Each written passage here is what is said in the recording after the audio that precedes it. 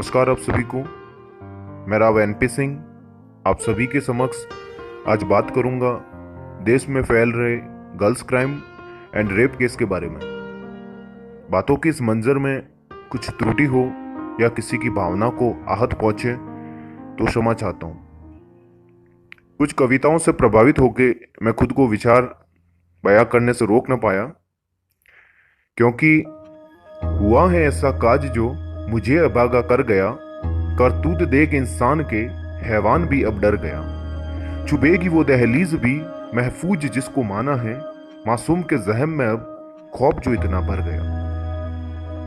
विचारों के सिलसिले में अपने देश अपने वतन की उस बेटी, उस निर्भया, उस आसिफा का अपनी माँ से फरमान है कि अभी तो मेरे खिलौने पुराने भी ना हुए थे माँ, अभी तो मैंने इतना सताया भी ना था तुझे कि यह कहर मुझ पर बरस गया। आखिर मेरा क्या कसूर रहा होगा जो मेरा आलम इन पिचासों की नजर में चढ़ गया।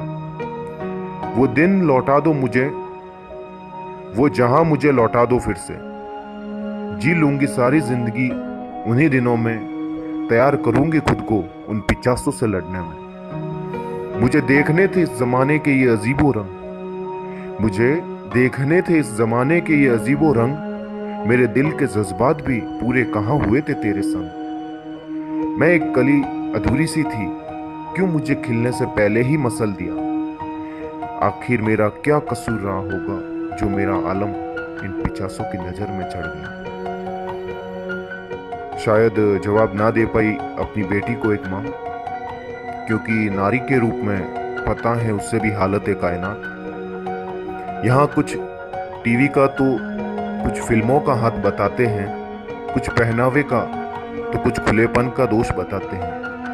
ये तो तरीका है अपनी छोटी सोच को छिपाने का। भला कहाँ लोग इस जमाने में खुद को गलत बताते हैं। कौन जाने इन पापियों की आत्मा कहाँ सोती होगी। ना हो भले किसी के बहन बेटी, लेकिन माँ तो इनकी भी जरूर होती होगी। अरे ये नीच हरकत करने वालों, सोचो, कोई भले रोए ना रोए तुम पे, तुम्हारी माँ जरूर तुम पे भी रोती होगी। जब तक हम प्रण ना लें ये सिलसिला यूं ही चलता रहेगा। दुष्कर्म होते रहेंगे हर रोज, बस मुजरिम ही है जो बदलता रहेगा।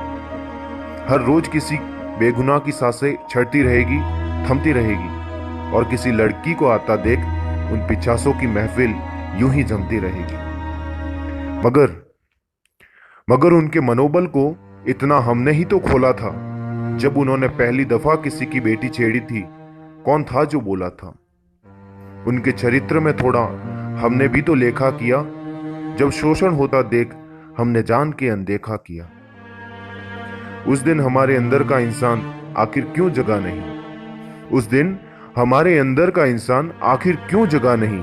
क्योंकि जो पीड़ित थी उससे था रिश्ता कोई सगा नहीं। अपनी सोच, नियम और कानून न बदले अगर, ये हैवानियत और बढ़ जाएगी।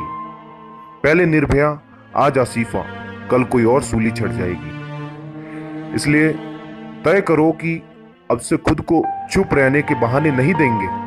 चीखेंगे, चिल्लाएंगे, पर उन्हें अपराध कर यूं जाने नहीं देंगे।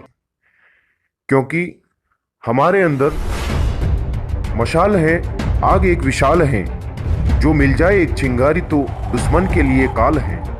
एकता का ना तोड़ है, मजबूत एक जोड़ है। उनकी तादाद 1000 है, तो मत भूलें हम भी तो करोड़ हैं। जिस दिन ये शुरुआत हर हिंदुस्तानी के दिल में अक्षित हो जाएगी, उस दिन से मेरे हिंदुस्तान की हर बेटी, हर नारी स्वतः ही सुरक्षित हो जाएगी। जय भारत, जय हिंद, धन्यवाद।